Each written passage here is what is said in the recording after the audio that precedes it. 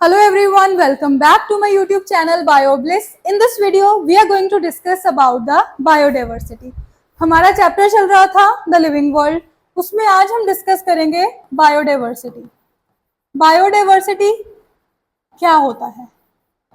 Bio means living, diversity means we can say variety, diverse species. ठीक है, तो biodiversity क्या है बेटा? Different number of organisms, number and type of species on earth. कौन कौन से टाइप्स की स्पीशीज अर्थ पे हैं बेटा? उनमें जेनेटिक वेरिएबिलिटी भी हो सकती है, उनकी जो ईटिंग हैबिट्स है वो भी डिफरेंट हो सकती है, उनकी बेटा एनाटॉमी, फिजियोलॉजी सब डिफरेंट हो सकता है. तो यहाँ पे अर्थ पे बेटा बहुत सारी डाइवर्सिटी है लिविंग बींग्स की, उसको हम बायोडाइवर्सिटी कहते हैं. इन शॉर्ट अगर मैं आपको बताऊं तो number and types of organisms on earth. ठीक है, तो आज तक बेटा according to data given in NCERT 1.7 to 1.8 million species are present on earth. इसमें बेटा प्लांट्स की स्पीशीज भी कंसीडर करते हैं हम एंड एनिमल्स की स्पीशीज को भी कंसीडर करते हैं. डिफरेंट डिफरेंट स्पीशीज प्रेजेंट है, प्लांट्स की, एनिमल्स की, बैक्टीरियाज की, फंजाई की, प्रोटिस्ट की, सारों की डिफरेंट डिफरेंट बेटा हमारे पास स्पीशीज प्रेजेंट है. इसी को हम बायोडाइवर्सिटी कहते हैं. उसके बाद अगर बेटा मैं डिस्कस करूं टेक्सोनॉमी के बारे में, तो देखिए टेक्सोनॉमी क्या होता है. अब ये चीज तो मुझे पता चल गई कि इस संसार में, इस अर्थ पे, इस धरती पे बेटा बहुत सारी स्पीशीज है. अब हो सकते है कि मुझे कोई और भी नई स्पीशीज मिल जाए, तो मैंने उसको आइडेंटिफाई कर लिया सपोज करो. उसके बाद मुझे उसको क्लासिफाई करना है, मुझे लोगों को बताना है कि मैंने नई स्पीशी को डिस्कवर करा है, तो बेटा उसके लिए मैं टेक्सोनॉमी यूज करूंगी. इसमें बेटा क्या रहता है, हमारे पास प्रिंसिपल्स एंड प्रोसीजर्स रहते हैं जो कि किसी ऑर्गेनिज्म को आइडेंटिफाई करते हैं, उसको नॉमेनक्लेचर देते हैं बेटा, उसके बाद उसकी क्लासिफिकेशन करते हैं, दैट इज द टेक्सोनॉमी. तो मैं इन शॉर्ट कह सकती हूँ कि it is the science of classification, it is the science of classification. I hope सभी को इतना क्लियर हो गया होगा. अगर बेटा हम टेक्सोनॉमी की बात करें, हमने किसी भी ऑर्गेनिज्म को आइडेंटिफाई कर लिया है, मैंने उसको क्लासिफाई करना है बेटा, तो मैं किन किन बेसिस पे क्लासिफाई करूंगी, आज तक कितनी अप्रोचेस बेटा इसकी बनी है, तो आइए डिस्कस करते हैं. टेक्सोनॉमी में अकॉर्डिंग टू एनसीईआरटी बेटा हम बेसिकली 3 चीजों को डिस्कस करते हैं. सबसे पहले तो बेटा ओल्ड टेक्सोनॉमी, जिसको हम क्लासिकल टेक्सोनॉमी कहते हैं. क्लासिकल टेक्सोनॉमी, इसमें क्या होता था बेटा, हम सिर्फ एक्सटर्नल फीचर्स को स्टडी करते थे ऑर्गेनिजम्स के, एक्सटर्नल फीचर्स ओनली. ठीक है, मैंने किसी ऑर्गेनिज्म को आइडेंटिफाई करा, मैंने सिर्फ उसके एक्सटर्नल फीचर्स को देखा एंड मैंने ट्राई करा कि मैं उसको किसी ना किसी क्लास में रख दूं, क्लासिफाई कर दूं. उसके बाद अगर मैं बात करूं बेटा मॉडर्न टेक्सोनॉमी की,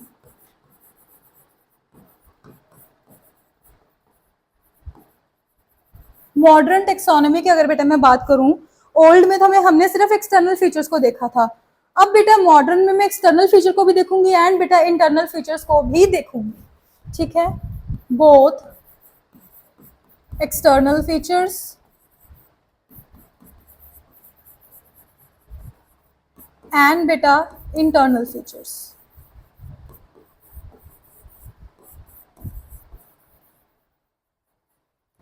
ठीक है, इतना ही सफिशिएंट नहीं था. अगर मैं आपको मॉडर्न टेक्सोनॉमी में हम क्या क्या देखते हैं उसको एक ट्रिक से याद कराऊं, तो बेटा सीडी सभी ने देखी है, वो गोल गोल सी कैसेट को डाल देते थे प्लेयर में, सीडी कहते थे हम उसको, कॉम्पैक्ट डिस्क. लेकिन यहाँ भी ये कॉम्पैक्ट डिस्क नहीं है. सी क्या है बेटा, इधर सेल स्ट्रक्चर है. डी क्या है बेटा, डेवलपमेंटल प्रोसेस, राइट, या डेवलपमेंटल पैटर्न्स हो गए.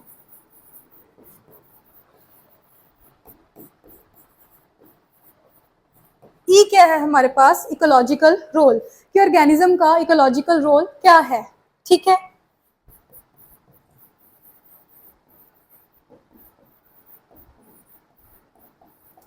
उसके बाद जो बिल्कुल लास्ट पे हम डिस्कस कर रहे हैं दैट इज सिस्टमैटिक्स. साइंटिस्ट ने क्या देखा कि सिर्फ एक्सटर्नल एंड इंटरनल फीचर्स ही काफी नहीं है किसी भी ऑर्गेनिज्म को क्लासिफाई करने के लिए, हमें उसके बेटा एवोल्यूशनरी रिलेशनशिप्स भी पढ़ने पड़ेंगे दूसरे ऑर्गेनिज्म के साथ, कि उसके आखिरकार लिंक क्या है, जिसको हम कहते हैं बेटा फाइलोजेनी। ठीक है, तो सिस्टमैटिक्स में उन्होंने क्या बोला कि हम एवोल्यूशनरी रिलेशनशिप्स भी देखेंगे ऑर्गेनिजम्स के। सिस्टमैटिक्स में क्या है बेटा, evolutionary relationships among the organisms। ठीक है, इसको हम बेटा क्या कहते हैं, फाइलोजेनी।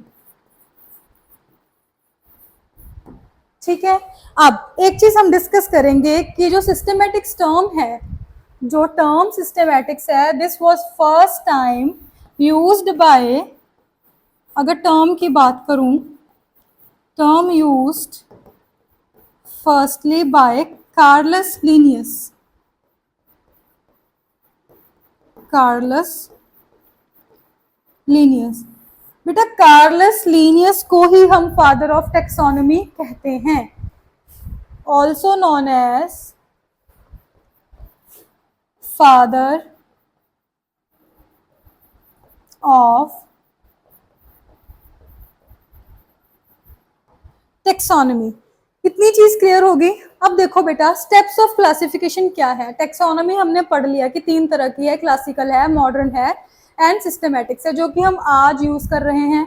अब मैं आपको बताऊंगी, मुझे कोई ऑर्गेनिज्म मिला बेटा, मैं उसको क्लासीफाई कैसे करूंगी। मुझे क्लासीफाई करना है, ऐसे तो नहीं है कि ऑर्गेनिज्म मिला, मैंने देखा ये फीचर है, चलो भी उठा के इसको किसी भी क्लास में डाल दिया, ऐसे नहीं मैं करूंगी बेटा। उसकी प्रॉपर प्रोसीजर रहता है हमारे पास, तो हम उस प्रोसीजर को डिस्कस करेंगे अब। ठीक है, steps of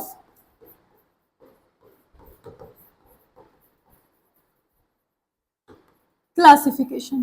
कौन कौन से स्टेप्स हैं बेटा हमारे पास क्लासिफिकेशन के। तो देखिए, सबसे पहले हम करेंगे कैरेक्टराइजेशन। मुझे कोई भी स्पीशी मिली, मैं उसके कैरेक्टर्स को एनलिस्ट करूंगी कि उसके कैरेक्टर्स कौन कौन से हैं। मतलब कि कैरेक्टराइजेशन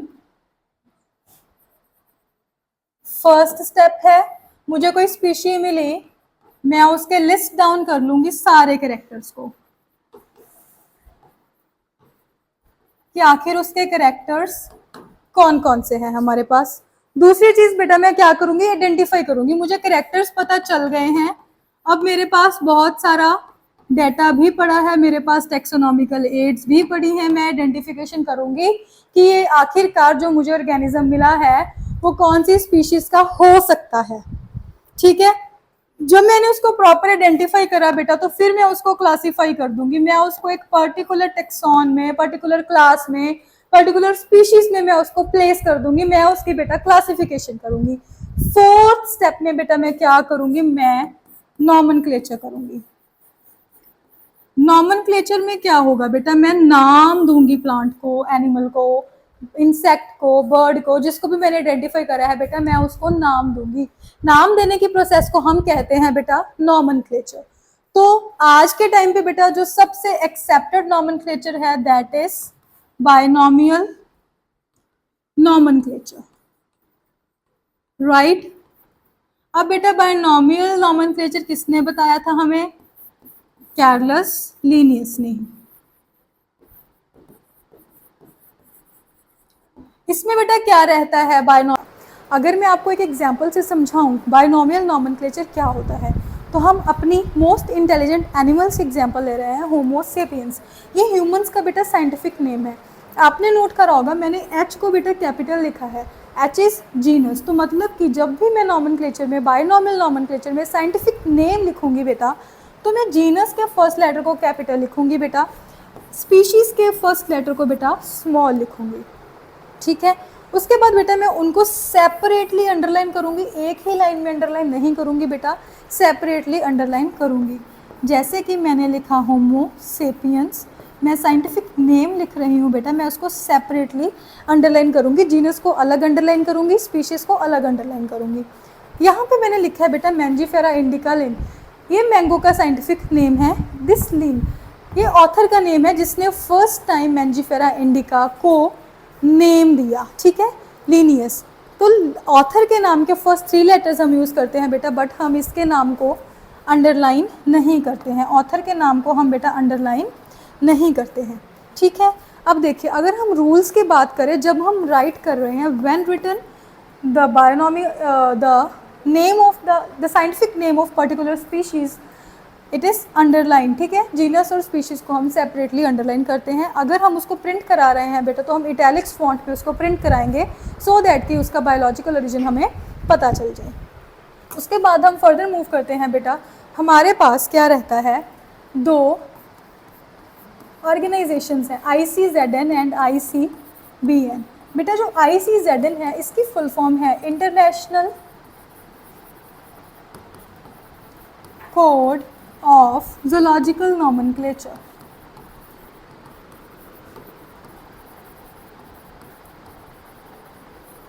जो ये वाली ऑर्गेनाइजेशन है बेटा, ये एनिमल्स की नेमिंग करती है। एंड बेटा ICBN जो है, it is the international code for botanical nomenclature, ठीक है। आई होप सभी को इतना क्लियर हो गया होगा। ये प्लांट्स की नेमिंग करेगी, ये एनिमल्स की नेमिंग करेगी। अब हम मूव करते हैं नेक्स्ट टॉपिक पे, जो कि हमारे पास रहता है बेटा टैक्सोनॉमिक हायरार्की।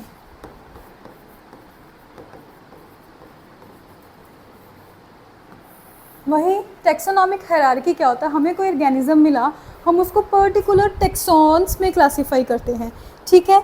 अगर मैं इसकी डेफिनेशन आपको बताऊं, तो टैक्सोनॉमिक कैटेगरी या टैक्सोनॉमिक हायरार्की क्या होता है कि हम क्लासीफाई कर रहे हैं बेटा किसी भी ऑर्गेनिज्म को, इसमें हायरार्की ऑफ स्टेप्स इन्वॉल्व रहेंगे, एक सिंगल स्टेप प्रोसेस नहीं है, किसी भी ऑर्गेनिज्म को हम क्लासीफाई कर रहे हैं, ठीक है। इसमें क्या होगा कि जो कैटेगरी है किसी भी ऑर्गेनिज्म की, it makes the overall part of taxonomic arrangement, तो हम उसको टैक्सोनॉमिक हायरार्की कहते हैं। देखिए, आपको एक ट्रिक याद रखनी है, keep plants clean, otherwise family get sick, right.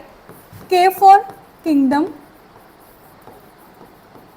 Phylum, class, order, family, genus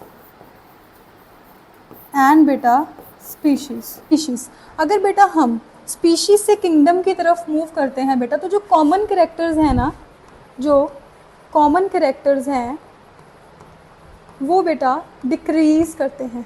अगर हम मूव करें स्पीशीज से किंगडम की तरफ, तो जनरल कैरेक्टर्स इंक्रीज करेंगे, जनरल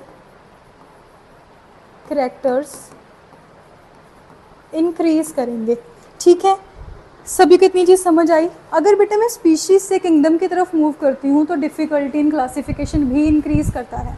हम इसको डिस्कस करेंगे अभी। एक बार के लिए आप लिखिए, difficulty in classification, difficulty in classification भी इंक्रीज करेगा, डिफ़िकल्टी इन क्लासिफिकेशन भी इंक्रीज करेगा। आई होप सभी को इतना क्लियर हो गया होगा। अब हम नीचे से बेटा अगर स्टार्ट करें स्पीशीज से, तो हम स्पीशीज से किंगडम की तरफ मूव करेंगे। हम समझते हैं इसमें क्या होता है। अब देखिए, हम एनिमल्स एग्जाम्पल लेंगे क्योंकि आप एनिमल्स को ज़्यादा रिलेट कर पाते हो, राइट। अब देखिए, हमने एग्जाम्पल ली बेटा पैंथेरा लियो की, ठीक है, ये साइंटिफिक नेम है लायन का। पैंथेरा टाइग्रिस की एग्जाम्पल ली, एंड बेटा पैंथेरा पार्डस की एग्जाम्पल ली। ये हमारे पास लायन है, ये हमारे पास बेटा टाइगर है, ये हमारे पास लेपर्ड है, राइट। अब देखिए, इन तीनों का बेटा जीनस सेम है, दैट इज़ पैंथेरा, लेकिन ये स्पीशीज़ अलग अलग हैं। अब मैं देखूं अगर, तो लायंस के बीच में कैरेक्टर्स कॉमन रहेंगे, टाइगर के अपने कैरेक्टर्स होंगे, एंड पार्डस के बेटा अपने कैरेक्टर्स होंगे। जो इनके कॉमन कैरेक्टर्स हैं वो इनकी स्पीशीज़ के साथ ज़्यादा मेल खाते हैं। अगर हम उसके बाद बेटा जीनस की तरफ मूव करते हैं, तो इन तीनों का ही एक जीनस है, दैट इज़ पैंथेरा। राइट। अब देखिए बेटा, जीनस में क्या होगा हमारे पास बेटा, मतलब कि स्पीशीज़ की कलेक्शन है, ठीक है, कलेक्शन ऑफ स्पीशीज़ है ये। इसमें क्या है, जनरल कैरेक्टर्स अमंग स्पीशीज़ होते हैं, ठीक है।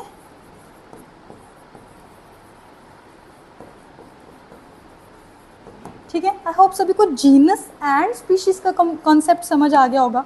अब हम नेक्स्ट देखते हैं बेटा, फैमिलीज़ की तरफ हम मूव करेंगे। फैमिलीज़ में क्या होता है, अब देखिए, आपने सुना होगा कि जो कैट है एंड बेटा जो लायन है या टाइगर है, इनकी बेटा जो फैमिली है वो सेम है, राइट। आपने देखा होगा कि जीनस हमारे पास है पैंथेरा, लियो हो गया हमारे पास, टाइग्रिस हो गया, है ना। एंड बेटा हमारे पास एक है कैट।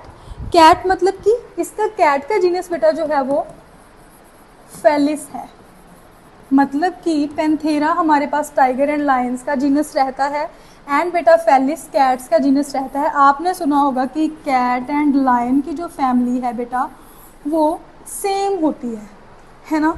मतलब हम ये कह सकते हैं कि कलेक्शन ऑफ जीनस फैमिली है, कलेक्शन ऑफ जीनस फैमिली है। अब बेटा देखिए, इनकी जो फैमिली है वो फेलिडे है, कैट एंड टाइगर की जो फैमिली है दैट इज़ फेलिडे। इसमें सेम जीनस के मेंबर्स आ जाते हैं, सॉरी डिफरेंट जीनस को हम सेम फैमिली में रख सकते हैं क्योंकि इनकी फैमिली सेम है, डिफरेंट जीनस आ गए। उसके बाद हमारे पास रहता है, अगर हम ऑर्डर की बात करें, अब हमें पता है कैट और डॉग अलग अलग है। कैट की फैमिली कैनिडे है, सॉरी डॉग की फैमिली कैनिडे होती है, कैट की फैमिली फेलिडे होती है, राइट। कैट की फैमिली फेलिडे, डॉग की फैमिली कैनिडे बेटा, लेकिन ये सेम ऑर्डर से बिलोंग करते हैं, दैट इज कार्निवोरा। इनका ऑर्डर सेम है। ऑर्डर में क्या आएगा, डिफरेंट फैमिलीज पुट टुगेदर। इसमें जनरल कैरेक्टर्स और इंक्रीज कर जाएंगे, सेम होंगे, लेकिन बेटा कॉमन कैरेक्टर्स डिक्रीज होंगे, ठीक है। नेक्स्ट अगर हम देखें ऑर्डर के बाद बेटा हमारे पास क्या आती है, क्लास आती है। अब देखिए, चाहे तो वो कुत्ता है, चाहे वो बिल्ली है, चाहे वो हम हैं, मैमल्स हैं, ह्यूमंस हैं, हम सभी सेम ऑर्डर से बिलोंग करते हैं, राइट। अब देखिए हम आते हैं मैमेलियाज में। मैमल्स में तो बहुत कुछ आता है,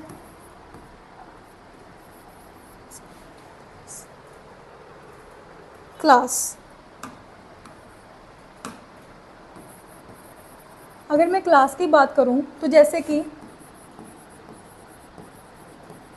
मैमल्स हो गए हमारे पास, ठीक है बेटा, मैमल्स क्लास है। इसमें हमारे पास ऑर्डर्स कौन कौन से आते हैं, कार्निवोरा हो गया हमारे पास, ठीक है, या प्राइमेटा, प्राइमेट्स जैसे कि मैन वगैरह आ गए कार्निवोरा में, जैसे कि लायन, टाइगर, कैट, डॉग, ये सब आ गए, ठीक है। उसके बाद देखिए नेक्स्ट अगर हम मूव करें फाइलम की तरफ, फाइलम में क्या होगा कि हम क्लासेस को एक फाइलम में ऐड कर देंगे, डिफरेंट क्लासेस को एक फाइलम में ऐड कर देंगे, राइट। अगर मैं एनिमल्स की बात करूं तो एनिमल्स में बेटा दो फाइलम्स हम पढ़ते हैं, कॉर्डेट्स एंड बेटा नॉन कॉर्डेट्स। अभी हम पीछे पढ़ के आए हैं मैमल्स को। कॉर्डेट्स में जिनमें वर्टिब्रल कॉलम प्रेजेंट होता है, जैसे कि मैमल्स हो गए, रेप्टाइल्स हो गए, एव्स हो गए, सारे कॉर्डेटा फाइलम में आते हैं। मैमल्स हो गए, एव्स हो गए, ठीक है। इतनी चीज़ सभी को क्लियर हो गई, मतलब कि डिफरेंट फाइलम्स, डिफरेंट क्लासेस को हम एक सेम फाइलम में ऐड ऑन कर देते हैं। उसके बाद किंगडम क्या है, किंगडम में सारे के सारे फाइलम आते हैं, किंगडम में सारे के सारे फाइलम्स को हम कलेक्ट कर देते हैं, इकट्ठा प्लेस कर देंगे। जैसे कि इधर हमने कॉर्डेट्स एंड नॉन कॉर्डेट्स दो डिफरेंट फाइलम में अलग अलग क्लासेस को ऐड करा है, तो किंगडम में क्या होगा कि हम ये पूरे कॉर्डेटा और नॉन कॉर्डेटा को एक ही किंगडम जो कि हमारे पास एनिमेलिया है उसमें प्लेस कर देंगे। आई होप सभी को टेक्सोनॉमिक हायरार्की समझ आ गई है कि हम ऑर्गेनिजम्स को क्लासीफाई करके उनको प्लेस कैसे करते हैं कैटेगरीज में, ठीक है बेटा। अब एक छोटा सा टेबल आपकी एनसीईआरटी में गिवन हुआ है, आप सभी को वो पढ़ना है जिसमें साइंटिफिक नेम्स वगैरह दे रखे हैं प्लांट्स के, ठीक है। आपको उसको लर्न करना है एंड आगे हम बेटा डिस्कस करेंगे taxonomical aid in the next video. अगर आपको वीडियो अच्छी लगी हो बेटा तो लाइक करना, शेयर करना एंड चैनल को सब्सक्राइब करना। मिलते हैं नेक्स्ट वीडियो में, जो कि मोस्ट प्रॉबेबली रहेगी हमारी टैक्सोनॉमिकल एड्स के ऊपर। Thank you.